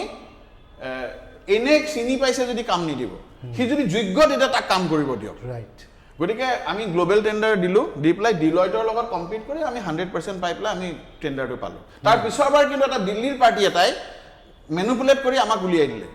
হা মানে দিল্লী আমাক সদায় শোষণ কৰে হা এইটো মই সদায় কওঁ আৰু সদায় কমো এতিয়া আমি সেইটো প্ৰথমবাৰ টেণ্ডাৰখন দি পেলাই ডিলয়ট ডন বস্কো ইনষ্টিটিউট এইবোৰৰ লগত কম্পিট কৰি আমি টেণ্ডাৰখন পালোঁ আমি 1 বছৰৰ ভিতৰত তাৰমানে 8 মাহৰ পৰা 10 মাহৰ ভিতৰত আমি 200 গৰাকী মহিলাক চিলেক্ট কৰি ওলাই তেওঁলোকৰ মাছৰুমৰ ঘৰ বনাই দি 64,500 বেগছ কেপাচিটি বনাই 250 মেট্ৰিক টন বছৰি মাছৰুম প্ৰডাকশ্যন কৰিব পৰা কেপাচিটি ক্ৰিয়েট কৰিলোঁ কৰি নেক্সট 6 মাহৰ ভিতৰত বাই নেক্সট এপ্ৰিল তাৰমানে জানুৱাৰী 2018ত আৰম্ভ কৰিছোঁ আৰু আপোনাৰ এপ্ৰিল 2019ৰ ভিতৰত আমি 25 লাখ টকাৰ মাছৰুম বিক্ৰী কৰিলোঁ বাইদেউহঁতেও বিক্ৰী কৰিলে আমিও বিক্ৰী কৰিলোঁ আমি বিভিন্ন ধৰণে কৰি আমি সেই বস্তুটো স্থাপন কৰিলোঁ তাৰ পৰা আমাৰ বহুত বস্তু লাৰ্ণিং হ'ল যে আমি স্কেল আপ কৰিব লাগিলে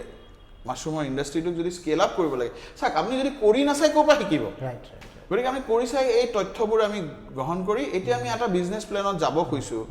যে এই লাৰ্ণিংটো লৈ পেলাই আমি আৰু স্কেল আপ কৰিবলৈ গ্ল'বেল স্কেলিঙৰ কাৰণে ধৰক আমি ডেইলি 5 টন বা 10 টন মাছৰুম যদি প্ৰডাকশ্যন কৰোঁ তেতিয়াহে এটা ইম্পৰ্টাৰ মানে বেলেগ এখন দেশৰ পৰা মানুহ আহিব আমি এখন ইণ্ডাষ্ট্ৰি কৰিব পাৰিম তাক অৰ্গেনাইজ কৰিব পাৰিম ছেটআপটো এই নলেজখিনি আমাৰ নাছিল আমি সেই নলেজখিনি এক্সপেৰিমেণ্ট কৰি পেলাই নলেজখিনি আমাৰ তাত আহিল আমাৰ ডাটাখিনি আহিল আমি সেইখিনি ডাটাখিনি প্ৰচেছ কৰি এতিয়া আমি কাৰোবাৰ লগত যাব খুজিছোঁ আৰু আমি খুব সৌভাগ্য দেই আমাৰ অসমত কিন্তু ভাল মানুহৰো অকাল নাই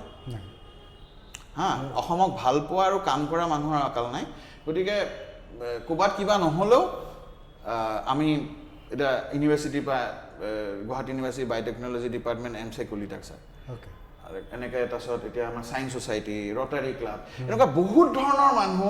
আমাৰ DC কামৰূপৰ কাৰ্তিকান এনেকুৱা এণ্টাৰপ্ৰাইজিং মানুহ গতিকে এই মানুহবোৰে একদম দেখিছে যে নাই এইটো আমি কৰিব লাগিব শ্ৰী ৰবিশংকৰৰ মৌচুমী এনেকুৱা বহুত ধৰণৰ মানুহে এটা আমাৰ লগত লগ লাগিব ধৰিছে যাতে আমি এই বিপ্লৱটো আগুৱাই লৈ যাব পাৰিম কালেক্টিভলি আপোনালোকে আৰু চৰকাৰটো এনেকুৱা এটা বস্তু মানে চৰকাৰত ভিতৰত মানুহ বহুত আছে কিন্তু কিবা কাৰণে এই মানুহখিনিয়ে এই পলিচিৰ যিবোৰ পলিচি মই ক'লোঁ যে বেংকৰ ইণ্টাৰেষ্ট গৈ পেলাই 18% 20% হ'ব এই মানুহখিনিয়ে কি কৰিব এইটোতো এটা অভাৰঅল চিষ্টেম এটা চিষ্টেমেটিক চেঞ্জ নহয় গতিকে যেতিয়ালৈকে আমাৰ এই চিষ্টেমছবোৰ যেতিয়ালৈকে চেঞ্জ নহ'ব তেতিয়ালৈকে আমি ইণ্ডিভিজুৱেল মানুহ এজনক দুখ দিব নোৱাৰোঁ হা গতিকে চৰকাৰ বুলি কৈ দিয়াৰ লগে লগে হয়তো চৰকাৰ আজি বিজেপি কালি কংগ্ৰেছ পৰহি অমুক কিন্তু এই চৰকাৰবোৰে এই পলিচিবোৰ যেনেকৈ চাইনাই 1978ত দেখিলে যে আমি যদি আমাৰ দেশখন গঢ়িব লাগে তেতিয়া দেশৰ মানুহখিনিক ভালদৰে খুৱাব লাগিব খুৱাব লাগিলে আমাৰ হাতত কি আছে আমাৰ হাতত এগ্ৰিকালচাৰেল ৱেষ্ট আছে এগ্ৰিকালচাৰেল ৱেষ্টৰ পৰা যদি আমি মাছৰুম প্ৰডিউচ কৰিব পাৰোঁ 1 কেজি মাছৰুমত মাত্ৰ 15 লিটাৰ পানী লাগে ৱেৰেজ এজনী গৰুক বছৰটোত 25,000 লিটাৰ পানী লাগে 1 কেজি চাউলৰ কাৰণে 1500 লিটাৰ পানী লাগে গতিকে দেখি পালে যে আমি যদি সহজে কৰিব পৰা বস্তু হৈছে যে আমি মাছৰুম খাওঁ তেতিয়া মানুহে ক'ব যে চাইনিজে মাছৰুম খায়ে সেইটো ক'ব নহয় কিন্তু মই যেতিয়া অধ্যয়ন কৰিলোঁ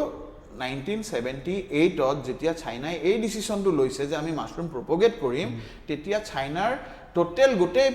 দেশখনত মাছৰুমৰ প্ৰডাকশ্যন আছিল মাত্ৰ 60,000 মেট্ৰিক টন আৰু 2012 চনত তেওঁলোকে প্ৰডাকশ্যন কৰিছে 1 মিলিয়ন মেট্ৰিক টন তেতিয়া মই জানিবলৈ চেষ্টা কৰিলোঁ যে এই মাছৰুমখিনি তেওঁলোকে বিক্ৰী কৰিলে বেপাৰ কৰিলে নে খালে 98% তেওঁলোকে খাইছে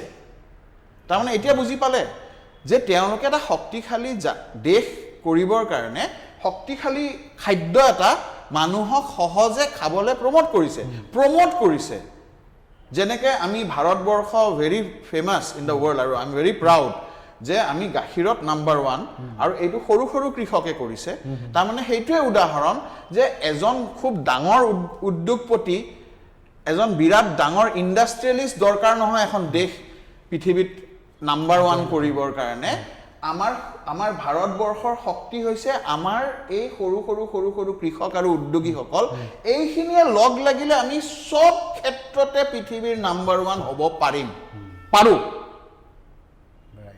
কিন্তু আমাৰ উল্টা ফালে গৈছে আমি কোনোবা এটা বেলেগ পুঁজিপতি শক্তিকহে প্ৰাধান্য দি আহি আছো এই মানুহখিনিক আমি মানুহ বুলিয়ে গণনা নাই কৰা মই কাবাক কোৱা শুনিছিলো এইটো সৰু খেতিয়ক ইয়াক খেতি কৰি কি হ'ব ই ক'বাত লেবাৰ খাটিব লাগে that is the mentality of lot of our policy makers are people বুজি পাইছে না এইটো যেতিয়ালৈকে চেঞ্জ নহ'ব তেওঁলোকক মই ক'ব খুজিছোঁ যোনে এনেকুৱা ধৰণৰ কথা কয় যে ভাৰতবৰ্ষত আমি নাম্বাৰ 1 গাখীৰত কোনো পুঁজিপতিয়ে কৰা নাই আমি চবেই জানে এইটো সৰু সৰু খেতিয়কে লগ লাগি আমাক number 1 almost 30% of the world milk আমি প্ৰডিউচ কৰোঁ ভাৰতবৰ্ষে we are proud of that গতিকে আমি যদি প্ৰাউড হ'ব লাগে এই সৰু সৰু মানুহখিনিক প্ৰাধান্য দিয়ক পলিচি এই মানুহখিনিৰ ওপৰত বনাওক পুঁজিপতিৰ ওপৰত পলিচি বনালে এখন দেশ কেতিয়াও উন্নতি হ'ব নোৱাৰে চ' ইমান দেৰি আমি গম পালোঁ পজিটিভ কি আছে এইখিনি বস্তুৰ মাছৰুমৰ পৰা প্ৰটিন আমি কেনেকৈ অপশ্যন হিচাপে ইউজ কৰিব পাৰোঁ মাছৰুমক চ' এতিয়া আমি জানিবলৈ চেষ্টা কৰোঁ ইয়াৰ নিগেটিভ পইণ্ট কি আছে কেনেকৈ ৰাখিব লাগে বা কিমান সময়ৰ বাবে আমি সেইটোক সংৰক্ষণ কৰি ৰাখিব পাৰোঁ সেই বিষয়ে জানিম মাছৰুমৰ চবতকৈ ডাঙৰ নিগেটিভ পইণ্টটো হৈছে যে ইয়াৰ চেল্ফ লাইফ খুব কম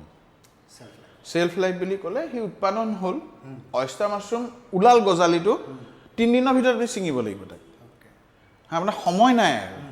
কিন্তু এটা পজিটিভ আকৌ তাতে কি আপুনি একেলগে গোটেই 100টা বেগৰ ধৰক ৰুম এটা কৰিছে 100টা বেগ একেলগে নবনাব 5টা বেগ বনায় 5টাৰ উৎপাদন অলপ ওলাল সেইখিনি অলপমান বিক্ৰী কৰিলে আকৌ পিছদিনাখন 5টা ওলাল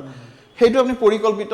উৎপাদন কৰিব পাৰে গতিকে গোটেই বছৰটো প্ৰত্যেক দিনাখন আপুনি মাছৰুম প্লেন আউট কৰিব পাৰে গতিকে এখন প্ৰডাকশ্যন প্লেন বনাব পাৰে এটা এই যে ওলাই গ'ল লগে লগে আপুনি বিক্ৰী কৰিব লাগিব সেই গতিকে চেল্ফ লাইফটো কম সেইটো এটা চবতকৈ ডাঙৰ চেলেঞ্জ কিন্তু এই চেলেঞ্জটোৰ লগত আমাক জ্ঞানৰ বিৰাট দৰকাৰ মানে সেইকাৰণে ট্ৰেইনিং দৰকাৰ নলেজ দৰকাৰ আমি সাধাৰণভাৱে ৰ'দত শুকাই যদি তাক এয়াৰ টাইট কৰি ৰাখি দিওঁ 6 মাহ ৰাখিব পাৰোঁ 6 মাহ হা গতিকে কিন্তু তাৰ দামটো কমি যায় 10 কেজি কেঁচা শুকালে 1 কেজি শুকান হয় দামটো কমি যায় যদিও আমি খাই থাকিব পাৰিম নিউট্ৰিশ্যন পইণ্ট অফ ভিউৰ পৰা ছেকেণ্ড আমি তাক বিক্ৰীও কৰিব পাৰিম 2টা পইচা পাম খেৰখিনিতকৈতো দাম বেছি পাম হা গতিকে সেইটো এটা কথা হ'ল তাৰপিছত হ'ল যে আমি সহজে তাক তেলত সংৰক্ষণ কৰি ৰাখিব পাৰোঁ বা আচাৰ জাতীয় গতিকে আমি সেই ভিনেগাৰত তিতাই অলপমান ভাজি এটা বটলত সোমাই গৰম তেল কৰি তাতে ঢাকি থৈ দিলে সেইটো 1 বছৰলৈকে ভালে থাকে গতিকে এই টেকনিকবোৰ সহজ টেকনিক কিছুমান যদি ট্ৰেইনিঙেদি শিকিব পাৰে মানুহখিনিয়ে তেতিয়াহ'লে হেৰি মানে এই যিবোৰ তাৰ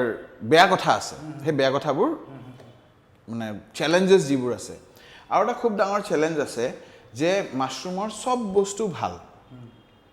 এটা বিৰাট ডাঙৰ বেয়া কাম আমি কৰি আছোঁ মাছৰুম খেতিত সেইটো হ'ল যে সেই প্লাষ্টিকৰ পেকেটটো যিটো বেগটোত সেইটো উপায় নাই আমি প্লাষ্টিকৰ নহ'লে শুকাই যাব বেগটো এই প্লাষ্টিকৰ পেকেটটো যিটো ইউজ কৰি আছোঁ এই পেকেটটো খুব সাৱধানে যাতে তেওঁলোকে আকৌ ৰাখি সেইটো আকৌ ৰিচাইক্লিঙৰ কাৰণে পঠাই দিয়ে এইটো কৰাটো প্ৰত্যেকজন খেতিয়কক মই হাতজোৰ কৰি অনুৰোধ জনাইছোঁ মানে কাঠফুলা খেতিয়কক তেওঁলোকে যাতে সেই প্লাষ্টিকটো পেলাই নিদিয়ে য'তে ত'তে স্পনৰ পেকেটটো হওক এই বেগটো হওক এইখিনি গোটাই আকৌ তেওঁলোকে যাতে কাবাৰীঅলা বা কাবাক দি পেলাই এইটো ৰিচাইকেল কৰিবলৈ পঠাই দিয়ে আৰু এটা খুব অদ্ভুত বস্তু এটা মই দেখা পাইছোঁ মানে এই কাঠফুলাৰ লগত যদি আপুনি নিগেটিভ পইণ্ট বিচাৰিছে মানে যিটো নিগেটিভ পইণ্ট আজি আমি বিৰাট ডাঙৰ পজিটিভ পইণ্টলৈ লৈ যাব পাৰোঁ যে আপুনি জানে খাদ্য জগতত এটা বিপ্লৱ আৰম্ভ হৈছে বিপ্লৱটো হৈছে ভেগানিজিম মই এইটো বৰ ইম্পৰ্টেণ্ট কথা এটা মাছৰুমৰ লগত ৰিলেটেড মানে এই ভেগানিজিম শব্দটোত কি হ'ল যে তেওঁলোকে ভেজিটেৰিয়ান আৰু ভেগানিজিমৰ মাজত ডিফাৰেঞ্চটো কি হৈছে যে ভেজিটেৰিয়ানে গাখীৰ খায় ভেগানছবোৰে গাখীৰো নাখায় কিয় নাখায় কাৰণ এনিমেল প্ৰডাকশ্যনে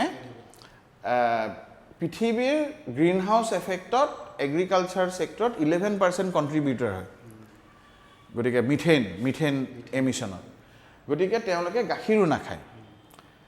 কি খাব তেওঁলোকে মাছৰুম খাব তেওঁলোকে কি খাব তেওঁলোকে হৈ থকা বস্তু কিছুমান খাব তেওঁলোকে হুইট নাখায় গেহু নাখায় কাৰণ গেহু কিয় নাখায় গেহুত গ্লুটিন থাকে গ্লুটিন দ্যাটছ ৱেট তেওঁলোকে টপিয়কা খাব আৰে আমাৰ অসমত টপিয়কা আকাল লাগিছে নেকি কাৰ্বি আংলঙত জংঘল টপিয়কাৰ চাফা কৰি তত নাপায় আৰে why don't we make this our products যিটো আমাৰ এবাণ্ডেঞ্চত আছে টপিয়কাৰ মিল কিয় অসমত বা উত্তৰ পূৰ্বাঞ্চলত নহয় টপিয়কাৰ প্ৰডাকশ্যনৰ লগত মাছৰুমৰ পাউডাৰ মিক্স কৰি কিয় আমি কেক মিক্স বিস্কিট মিক্স কিবা মিক্স বনাওঁ সেইটোহে ইণ্ডাষ্ট্ৰিয়েলাইজেশ্যন নহয় আমাৰ অসমৰ লোকেল ৰাইচ টপিয়কা আৰু মাছৰুমৰ পাউডাৰ মিক্স কৰি why don't we make a new food for the world wonder food for the world নহয় মেজিক ফুড মানে কি কয় superman super food whatever হা যেনেকৈ তাহাঁতে আমাক বুৰ্বক বনাই কিছুমান পাশ্চাত্য দেশবোৰে কৰ্ণফ্লেক্সন কিবা কিবি খুৱাই আছে অদ্ভুত তেওঁলোকৰ ইণ্ডাষ্ট্ৰি তাতে একদম মাৰ কৰি চলি আছে why don't we think it like that ন আমি কিয় চিন্তা নকৰোঁ যে চাউল আছে আমাৰ টপিয়কা আছে আমি আমাৰ পৰিৱেশত মাছৰুম কৰিব পাৰোঁ আৰু বিভিন্ন কিবা কিবি বস্তু সেই ভীমকল চিমকল এইবোৰ গোটেই কলটো আমাৰ এটা বিৰাট ডাঙৰ বস্তু why don't we mix all this and make some products and try to sell them যে এইটো ভেগানিজিমৰ কাৰণে ইয়াতকৈ ভাল হ'ব নোৱাৰে আমি আঁকোৱালি লওঁ ভেগানিজিম কাৰণ আমাৰ ইয়াতে পানী নাই নহয় চ' আমাৰ policy maker should think like that হা চ' এইবোৰে গাঁৱে ভূঞে ঘূৰি ফুৰিলোঁ যে আৰু এইফালে মানে এই 26টা বছৰত এইফালে গাঁও মিলি ক'লে মই প্ৰায় চাগৈ 200তকৈ বেছি ট্ৰাইবৰ বেলেগ বেলেগ জাতি জনজাতি ভাৰতবৰ্ষৰ বা ক'ৰবাত পৃথিৱীত বেলেগ বেলেগ গাঁৱৰ মানুহৰ লগত থাকিলোঁ তেওঁৰ পৰা বহুত কথা শিকিলোঁ তাৰপিছত আকৌ আমি ফেল' হিচাপে ধৰক মই নিচিকেত মূৰৰ নিচিনা মানুহ যোনে ICICI বেংক বনাইছে AXA মেনেজাৰ্ছ ভাৰতী AXA মেনেজাৰ্ছৰ কাণ্ট্ৰি হেড যোনে AXA মেনেজাৰ্ছ বনাইছে তেনে সৰু সৰু বেংকবোৰক লগাই কেনেকৈ কৰিলে তাহাঁত আমাৰ মেণ্টৰ আছিল শংকৰ দত্ত মেণ্টৰ আছিল গতিকে এই মানুহ মানে এফালে গ্ৰাছৰুট এফালে যোনে পৃথিৱীত বিশাল কাম কৰিছে AXA মেনেজাৰ্ছ যোনে বেংক লৈ পেলাই যিটো AXA এতিয়া ভাৰতী AXA সেই বস্তুবোৰ যোনটো মানুহে কৰিছে সেই মানুহবোৰৰ পৰা শিকিব পাইছোঁ স্পেইনত গৈ পেলাই নোবেলছবোৰৰ লগত বহি কথা পাতিব পাৰিছোঁ গতিকে এই কথাবোৰৰ পৰা দেখিছোঁ যে আমি উই শুড ৰিয়েলি থিংক অসমত পটেনচিয়েল আছে আৰে আমি এখন সোণৰ অসম এনেই নাই কোৱা আমি একদম পুৰা সোণৰ ওপৰত বহি আছোঁ কিন্তু এটা শক্তিয়ে বাহিৰা শক্তি এটাই আমাক এই সোণখিনি চাব নিদিয়ে অকল বাহিৰা শক্তিয়ে নে আমাৰ নিজৰ নেগলিজেঞ্চিটো নহয় চাওক তাৰমানে কি জানে মই কেতিয়াও অকল কাৰো গাত দোষ নাই আমাৰ গাতো দোষ আছে তাহাঁতৰ গাতো দোষ আছে আমাৰ সকলোৰ গাতে দোষ আছে কিন্তু আমি যদি খুব অকণমান ইতিহাসত যাওঁ কাৰণ মোৰ দেউতা এতিয়াও 95 দেউতা খুব সামাজিকভাৱে গতিকে দেউতাই সদায় কয় যে বিমলা চলিহাই কৈছিল ইন্দিৰা গান্ধীক don't come to Assam without my permission হা একে পাৰ্টিৰ মানুহ কিন্তু দম আছিল কিয় আছিল জানে তেতিয়া অসমৰ পাৰ কেপিটা ইনকাম ভাৰততকৈ বেছি আছিল কিন্তু আজি যদিও মই জানো যে আমাৰ সৰ্বানন্দ ডাঙৰীয়াই অসমীয়া হিচাপে তেখেত অতি গৌৰৱনীয় মানে গৌৰৱ ফিল কৰে কিন্তু তেখেতে নোৱাৰে কাৰণ পইচা খুজিব লাগিব নহয় দিল্লীক আল্টিমেটলি গতিকে ষ্ট্ৰেটেজিটো হৈছে যে যদি ষ্টেটখিনিয়ে আমাৰ হাতত হাত পেলাব লাগে ষ্টেটখিনি আমাৰ তলত থাকিব আৰু ষ্টেটখিনিয়ে যদি আমাতকৈ ধনী হৈ থাকে আমাক কিয় খাতিৰ কৰিব গতিকে আমি ষ্টেট হিচাপে আমি এনেকৈ চিন্তা কৰিব লাগিব যে আমি ধনী হ'বই লাগিব তেওঁলোকে যি কৰক নকৰক গতিকে ষ্টেটে যদি ধনী হ'ব খোজে তেতিয়া তেওঁলোকতকৈ বেছি ষ্টেটৰ মানুহখিনিৰ কথা শুনিব লাগে তেহে ষ্টেটখন ধনী হ'ব আৰু অৰ্থনীতিৰ নিচিনাটো শক্তিশালী বস্তু নাই হে এতিয়া ৰাস্তাত গৈ চিঞৰ বাখৰ কৰি লাভ নাই মই কৈছোঁ কোনো পাৰ্টি ইয়াতে আহিব নালাগে মই কৈছোঁ কোনো পাৰ্টিৰ দৰকাৰ নাই যোনে আহক সি আমাৰ অসমীয়া থলুৱা মানুহখিনিৰ লগত কাম কৰক সি অট'মেটিক সদায় থাকিব সি এ হওক বি হওক চি হওক ডি হওক যি পাৰ্টিয়ে হওক হে মুখেদি কৈ থাকিব কিন্তু নকৰিব তেতিয়াহ'লেতো আৰু মানুহেতো নহ'ব নহয় হয় নহয় সদায় সদায় চ' এণ্টাৰপ্ৰিনিয়ৰশ্বিপৰ বিষয়ে আমি গম পালোঁ এই মাছৰুম ইণ্ডাষ্ট্ৰিটোত কিমান প্ৰফিট আছে আৰু কেনেকৈ আগবাঢ়িব লাগে এতিয়া বৰ্তমানৰ চিটুৱেশ্যনত আমি সেই 10 লাখ টকা দি আপুনি কেনেকৈ কৰ'ৰপতি হ'ব পাৰে সেইখিনিও আমি জানিব পাৰিম চ' অসমত কেনেকৈ সেইটো ষ্টেপ ৱাইজ আমি আগবাঢ়িব লাগে বা আমি মাছৰুম ডেভেলপমেণ্ট কোনোবাই যদি ট্ৰাই কৰিব খোজে এই ফাৰ্মিং বিজনেছটোত আহিবলৈ চ' তেওঁলোকে কেনেকৈ ষ্টেপ ৱাইজ আগবাঢ়িব বা মাছৰুম ডেভেলপমেণ্ট ফাউণ্ডেশ্যনৰ লগত কেনেকৈ কণ্টেক্ট কৰি কেনেকৈ আগবাঢ়িব চ' সেইটোৰ বিষয়ে অকণমান আমি জানিব খুজিম কেনেকৈ আগবাঢ়িব বৰ্তমানে আমাৰ যিবোৰ উঠি অহা মানে প্ৰজন্ম হওক বা যিবোৰে কৰি আছে ফাৰ্মিং তেওঁলোকে আপোনালোকক কেনেকৈ কণ্টেক্ট কৰিব বা চৰকাৰক কেনেকৈ এইটো আগবাঢ়িব পাৰে তেওঁলোকে যিকোনো কৃষি বিভাগৰ অফিচত গৈ ট্ৰেইনিং ল'ব পাৰে তাতকৈ আমি কি কৰোঁ মাছৰুম ডেভেলপমেণ্ট ফাউণ্ডেশ্যনে আমি বছৰি মাহে 2টা ট্ৰেইনিং প্ৰায় ৰাখোঁ একদম সহজেতো আপুনি মাছৰুম ডেভেলপমেণ্ট ফাউণ্ডেশ্যন গুগল কৰিলে আমাক পাই যাব ৱেবছাইট আছে আপোনালোকৰ আমাৰ ৱেবছাইট আছে আমাৰ mushroomfoundation.in আমাৰ ৱেবছাইটটো mushroomfoundation.in আৰু আমাৰ ফেচবুক আছে মাছৰুম ডেভেলপমেণ্ট ফাউণ্ডেশ্যন অ'কে আৰু আমি লতাশিল ফিল্ডৰ গুৱাহাটীৰ উজান বজাৰ লতাশিল ফিল্ডৰ কাষত আমাৰ অফিচটো একদম লতাশিল ফিল্ডৰ এক্সিছ বেংকটোৰ সন্মুখত আপোনালোকৰ ফাউণ্ডেশ্যনৰ অফিচটো আছে গতিকে সেইটো এড্ৰেছত বা মাছৰুম ডেভেলপমেণ্ট ফাউণ্ডেশ্যন 32 লেম ৰোড আমবাৰী গুৱাহাটী 1 সেইটো আমাৰ হেড অফিচ ৰেজিষ্টাৰ্ড অফিচ তাৰে নামত চিঠি পঠালেও আহিব মুঠতে mushroom development foundation Pranjal Baruah অশোকাফুলা এনেকৈ মাৰি দিলে গুগলত আপোনালোকে পাই যাব আমাক 2 নম্বৰ কথা হৈছে যে আমাক পালে কি হ'ব আমি কি কৰিব পাৰিম আমি আপোনাৰ পৰা বিচাৰিম যে আপুনি এজন এণ্টাৰপ্ৰেনাৰ হোৱা গতিকে আপুনি আমাৰ পৰা শিকক আমি শিকাই দিম আমি যিখিনি কৰিছোঁ পুৰাখিনি গোটেইখিনি বস্তু আপোনাক শিকাই দিম 2 নম্বৰ আপুনি উৎপাদন কৰিবলৈ গুটি চুটি কিবা কিবি আপোনাক যোগান দিবলৈ আমি সম্পূৰ্ণ চেষ্টা কৰিম 3 নম্বৰ আমি যেনেকৈ বজাৰলৈ বস্তুবোৰ ওলাই লৈ গৈছিলোঁ সেইটো পকৰি কেনেকৈ বনায় আচাৰ কেনেকৈ বনায় মাৰ্কেটিং কৰা আমি টেকনিক্স কিবোৰ কৰিছিলোঁ ধৰক মই যেতিয়া দোকানবোৰত গৈছিলোঁ মাছৰুম দেখাই নাছিল 94-95ত তেতিয়া আমি এটা আচাৰ বনাই লৈ গৈছিলোঁ গৈ দোকানটো খাব দিওঁ এটা টুথপিক এটা লগাই পেলাই আচাৰটো কৰে গতিকে ভেৰি স্মল ইনভেষ্টমেণ্ট সেই টুথপিকটো লৈ পেলাই খালি পৰিৱেশনটো কিন্তু সুন্দৰ দেই মই যিটো ল'ৰাক পঠাওঁ তাক এটা ধুনীয়া বেগ দিছোঁ আচাৰৰ বটলটো মানে একদম পুৰা ক্ৰিষ্টেল বটল এটা দিছোঁ এখন ধুনীয়া গ্লাছৰ ট্ৰে এখন দিছোঁ তাক নেপকিনছ কিছুমান দিছোঁ এটা চিলভাৰ কালাৰৰ টুথপিক ষ্টেণ্ড এটা দিছোঁ আৰু তাতে নেপকিন কেইখনমান দিছোঁ গতিকে সি দোকানীজনৰ তাত যাই মই তাক ট্ৰেইন আপ কৰিছোঁ যে তই ট্ৰেখন ওলাবি বস্তুখিনি ধুনীয়াকৈ সজাই তই এনেকৈ কৈ ওলাই পেলাই মানুহটোক খাব দিবি তাৰপিছত খোৱাৰ পিছত এখন নেপকিন দিবি so' that is how you present মানুহজনে আৰু make sure this mushroom is very tasty মই নিজে বনাইছোঁ মানে আচাৰটো চ' তেখেতে খাই পেলাই এইটো বঢ়িয়া খাবলৈ মানুহে খালেতো খাব so' you are convincing him ন ইউ আৰ নট অনলি মুখেদি কৈছে you are making him eat eat খুৱাইছে আপুনি সি একচেপ্ট কৰিছে মানুহটো so' this are marketing technique আৰু আপোনালোক প্ৰত্যেকজন যোন কাঠফুলা খেতিয়ক আছে আপোনালোকে 100জন মানুহক কাঠফুলা খুৱাবই লাগিব তেহে আমাৰ দেশখনৰ চবেই প্ৰটিন পাব গতিকে আমি অকল বিজনেছ কৰিছোঁ বুলি নহয় আমি সেৱা মনোভাৱেদি যদি কামটো লওঁ যে আমি এটা পুষ্টিকৰ আহাৰ আনিছোঁ কম খাদ্যত এইটো আপুনি আপোনাৰ ল'ৰা ছোৱালীক খুৱাব পাৰিব আপুনি আপোনাৰ পৰিয়ালৰ স্বাস্থ্য ভাল কৰিব পাৰিব আৰু গতিকে আমাৰ দেশৰ দেশখন এখন পৰিয়াল নহয় গতিকে আমাৰ দেশখনৰ স্বাস্থ্য ভাল হ'লে আমাৰ সকলো কাৰণে ভাল হ'ব চ' এইটো আপুনি যেতিয়া কৈছে যে এটা অপশ্যন, এটা প্ৰটিন যিটো আমাৰ চ' এতিয়া বৰ্তমানৰ যিটো প্ৰটিন প্ৰডাক্টবিলাক চলি আছে তাৰ এটা অপশ্যন এটা আমি এইটো হিচাপে ল'ব পাৰোঁ, অপশ্যন হিচাপে ল'ব পাৰোঁ। চ' এইটো মাৰ্কেট প্ৰাইচ কেনেকুৱা ধৰণৰ মানে আপুনি কম্পেয়াৰ যদি কৰে বৰ্তমানত যি চলি আছে মিট প্ৰডাক্টে হওক বা ডেইৰী প্ৰডাক্টছ হওক য'ত প্ৰটিন সচৰাচৰ পোৱা যায়, তো সেইবিলাকতকৈ এইবিলাক আপোনাৰ দামটো কম বেছি কেনেকুৱা ধৰণৰ? আমি ফাউণ্ডেশ্যনৰ ফালৰ পৰা যদি চাওঁ আমি দুটা কথা চাম।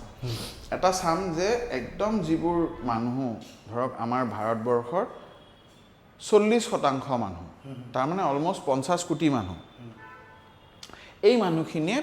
প্ৰটিন নাই পোৱা। এই মানুহখিনিক যদি আমি প্ৰটিন দিব পাৰোঁ, তেওঁলোকৰ তাত সেই খেৰখিনি বা এগ্ৰিকালচাৰ ৱেষ্ট, তামোলৰ বাকলি, কলগছ বা কিবা ঘাঁহ বা কিবা আছে, সেইটোত মাছৰুম উৎপাদন কৰিব পাৰে বতৰটো, সেই ধৰণৰ মাছৰুম প্ৰত্যেকটা বতৰত। তেওঁ যদি আজি আমি যিকোনো এজন গাঁৱৰ মানুহে যদি মাছৰুম প্ৰডিউচ কৰে, তেওঁৰ তাত খেৰখিনি আছে, তাতে কষ্ট বোলা বস্তু নাই, তেখেতৰ লেবাৰটোত তেখেতে আকৌ নিজকে পইচা দিয়াৰ যদিও কষ্ট এটা আছে, পানী মোটামুটি অলপমান আছে আৰু অলপমান খৰি যোগাৰ কৰিব পাৰিব। তেখেতক লাগিব দুটা বস্তু, এটা হ'ল গুটিটো আৰু আনটো হ'ল প্লাষ্টিকৰ দুটা পেকেট। এক পেকেট গুটি আৰু দুটা পেকেট। এক পেকেট গুটিৰ দাম 22 টকা 20 টকা এনেকুৱা, আৰু আমি দিওঁ, আৰু দুটা প্লাষ্টিকৰ পেকেটৰ দাম 6 টকা। তাৰমানে ধৰক এইফালে 22 টকা 6 7 8 28 টকা 30 টকা ধৰক, 30 টকা যদি হয়, 30 টকাত তেখেতে 2 কেজি কাঠফুলা উৎপাদন কৰিব পাৰিব খেৰৰ পৰা। তাৰমানে 15 টকা 1 কেজি মাছৰুম। তো আপুনি মোক কওকচোন, 15 টকাত মাছ মাংস কণী গাখীৰৰ তুলনাৰ এটা খাদ্য যিটো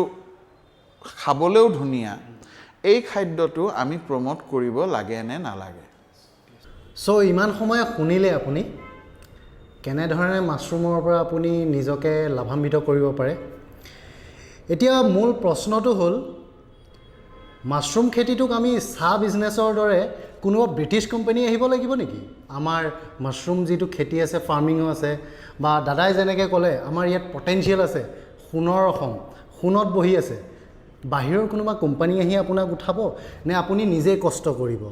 আত্মনিৰ্ভৰশীল অসম নিজে বনিব, নে আপোনাক দিল্লী চৰকাৰৰ পৰা আপোনাক ক'ব লাগিব যে মেক ইন আছাম কিবা এটা আনিব লাগিব আপোনাৰ কাৰণে পলিচিজ। চ' আপুনি নিজে নিজৰ হাতত নিজৰ বাকজৰীডাল লওক আৰু এণ্টাৰপ্ৰিনিয়ৰশ্বিপ কৰক। বিভিন্ন ধৰণৰ হেল্প আছে, দাদাহঁতৰ যেনেকৈ মাছৰুম ডেভেলপমেণ্ট ফাউণ্ডেশ্যন আছে, তেনেকৈ ধৰণে অসমত বহুত আৰু ফাউণ্ডেশ্যনছ আছে, আপোনালোকে তেওঁলোকৰ হেল্প ল'ব পাৰে বা চৰকাৰী বহুতখিনি হেল্প ল'ব পাৰে। চ' এইটো গুড নোটতে মাছৰুম মেন হিচাপে খ্যাত আমাৰ প্ৰাঞ্জল বৰুৱা দাক আজিৰ হেডলাইন ব্ৰিফৰ ষ্টুডিঅ'লৈ অহাৰ বাবে বিশেষভাৱে ধন্যবাদ জনাইছোঁ। চ' থেংক ইউ।